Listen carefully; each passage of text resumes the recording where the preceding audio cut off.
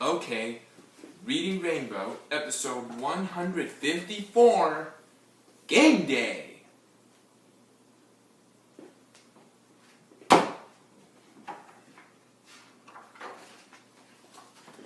It was the play Coach Mike liked to call Old Bread and Butter. Tiki and Rondé knew it by heart. It went like this. The quarterback took the snap and looked left as both ends broke to their left.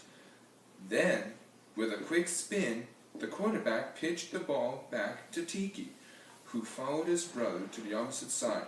From there, if everything clicked, it was off to the races. And this time, everything did click. The defensive end ran toward the quarterback, staying behind Rondé. Tiki sprinted into the clear. The goal line was 60 yards away.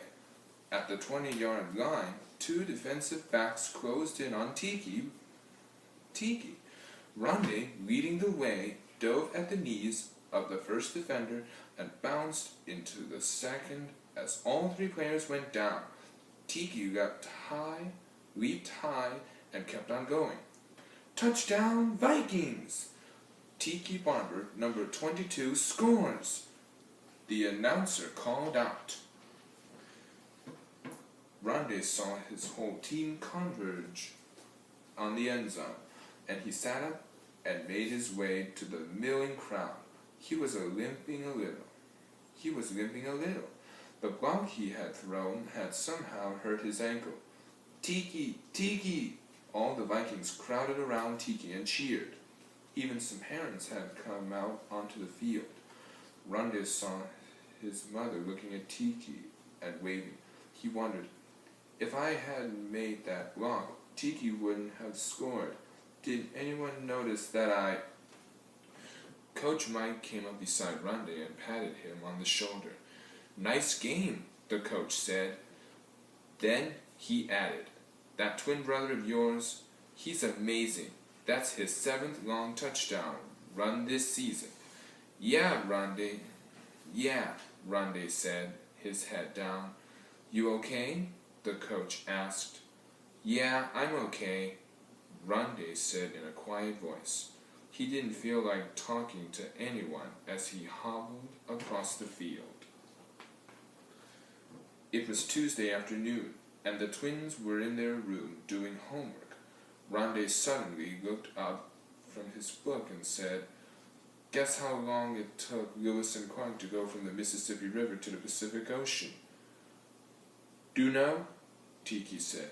A couple weeks. A couple weeks? It took almost 2 years, Rondé grinned. That's what you know. Well, if two guys row all day, it wasn't just 2, Rondé answered. No way! He pointed to his book. It took almost 40 to get there, a whole bunch. The twins' mother popped her head into the room. Surprise, she whispered. Someone's here to talk with you. A reporter with the Roanoke newspaper was doing a feature story about the city's Pee Wee League. There was a photographer with him, too. Are you Tiki? The reporter asked, looking down at Rondé. Rondé shook his head. Ah. He pointed at his twin brother. The reporter turned to Tiki and said, Your coach tells me you've already scored 7 touchdowns in 4 games. What's your secret? Tiki, like Rondé, felt funny talking to adults. He pawed the floor with one foot. Then in a low voice, he said, I just keep on running. I do my best, and the game happens around me. The reporter went on talking to Tiki. Those are some long runs, 60, 70 yards. Don't you get out of breath? Sometimes, Tiki smiled shyly, but I keep running. The reporter turned to the photographer. Let's take his picture outside, holding a football. They turned to go outside, while Rondé stayed behind. Then the boy's mother called out, How about taking both boys' picture together? They're a team. Rondé is Tiki's best blocker. Sure, said the reporter. Great idea. Later, as the boy's mother cooked dinner, Rande mumbled in a soft voice to her, "Guys who block and stuff like that, nobody notices. People just notice the guy who scores touchdowns." His mother was silent for a moment. Rande went on, "I'm fast too.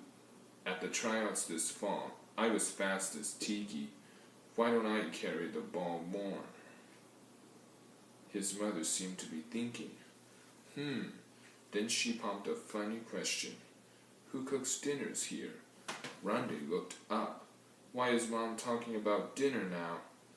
"You do," he answered. "And if I were to stop?" his mother asked. Rande made a face and thought, "We'd probably be eating peanut butter all the time." But before he could say that, his mother jumped in with an answer. "I'll tell you, we'd all starve. And who carries out the garbage each night? Me and Tiki." "Right on, Buster. And if you guys didn't," Rande smiled, "we'd all have to walk around like this," his mom said, as she pinched her nose. She laughed. "It's a good thing we work together here, isn't it?"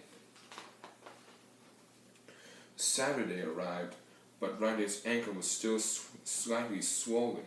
He sat on the bench in his street clothes next to Coach Mike. "Can't I maybe play a little in the second half?" he pleaded. "No way!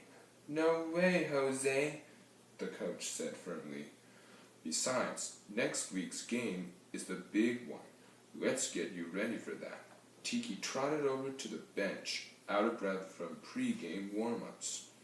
"Hey," Coach Mike said, laughing and pointing to Rande, "let's win one for your brother here." The Vikings crowded around the coach and Rande. "Yeah, yeah!" they yelled. Tiki and Rande gave each other a high five. Tiki said, "Rest up. We really need you next week. Today I'm going to break a couple of long ones for you. Rande, watch me." Yet, easier said than done. Again and again, Tiki cut through the line or dodged a slow-footed lineman, only to find himself trapped by 2 or 3 defensive backs who hemmed him in and drove him out of bounds. A few times, Rande leaped to his feet and called out, "Go, Tiki, go!" But it didn't do any good. "Cheering helps," Coach Mike said, "but not as much as a few solid blocks." Then he added softly, "He's missing his main man." Rande looked over at his coach, wondering, "Is Coach Mike talking about me?" The game was tied after 3 quarters. Finally, in the 4th quarter, the Vikings slowly ground their way to the winning touchdown. But where were Tiki's long gainers? "Not today! Not today!" It was the following Wednesday, practice day before their game with the toughest team in the league. The Knights. Rande felt like a colt who had been let out of the barn. He hopped up and down to test his ankle. He led the team in the warm-up run around the track. He loved the breeze on his face and the feel of the cinders under his shoes. Coach Mike told Rande and Tiki to take turns catching and returning punts. As Tiki watched from the bench, Rande caught 10 high, spiraling punts in a row without dropping one, and after each catch he zigzagged and sprinted downfield for 20 yards, and then came back. When it was Tiki's turn, Rande went to the sidelines. Paco, Rande and Tiki's best friend, jogged over to where Rande was sitting. Paco was heavier than the twins, and slower. He played on the offensive line and was a solid blocker. "Yo, Ron." "Hey, Pac." Paco sat down next to Rande, breathing heavily. "Hitting those blocking dummies is hard work," he said. Rande looked at Paco. "Pac, you ever get tired of just blocking for other guys?" "Sometimes, but I figure someone's gotta do it. And when I do it okay, it feels good. And when we win, it feels really good." "Yeah, I wish I could run fast like you and Tiki, but I can't, so Randy and Paco were quiet for a moment. Paco went on. My dad always says this funny thing. He says, you gotta play your best with the cards you are dealt, you know. Like, a loud whistle interrupted their conversation. Practice was over, but Coach Mike was calling, Randy and Tiki, over here for a few more minutes. We've got a new trick play for Saturday. On the double! Randy jumped to his feet. What was this about? Later, he called back to Paco as he ran off. Saturday was overcast. The wind swirled and died down and swirled again. The Knights were wearing shiny black uniforms. The gray sky seemed to make the players look even bigger. Parents stood behind the Vikings bench and filled the bleachers. Randy looked over and spotted his mother. She smiled, gave him a thumbs up, and mouthed the words she always used, play proud. The Vikings gathered around Coach Mike, then jogged onto the field. The boys were psyched up as the start of the game neared. The game was expected to be close, and at halftime it was tied. Only once, late in the third quarter, did Tiki, behind a great block from his brother, break away for a long touchdown run. But the Knights' bigger size began to show.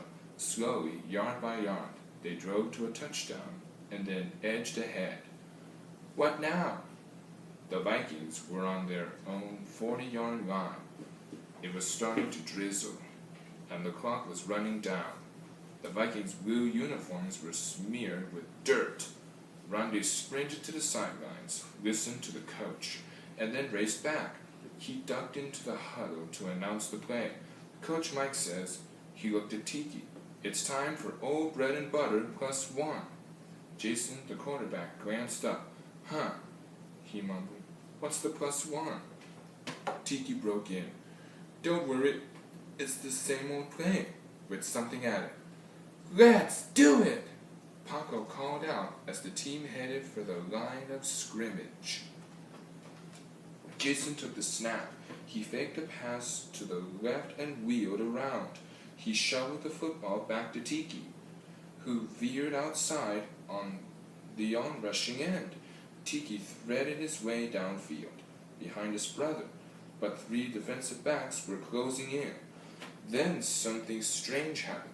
Randy seemed to miss his block and slide sideways past the defenders.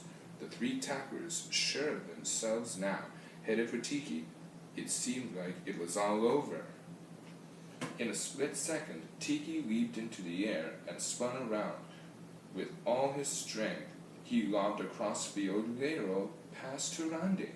The football wobbled and dipped, but Randy, without breaking stride, bent forward and snatched it cleanly, just above his shoes. He tucked the football under his arm and was off.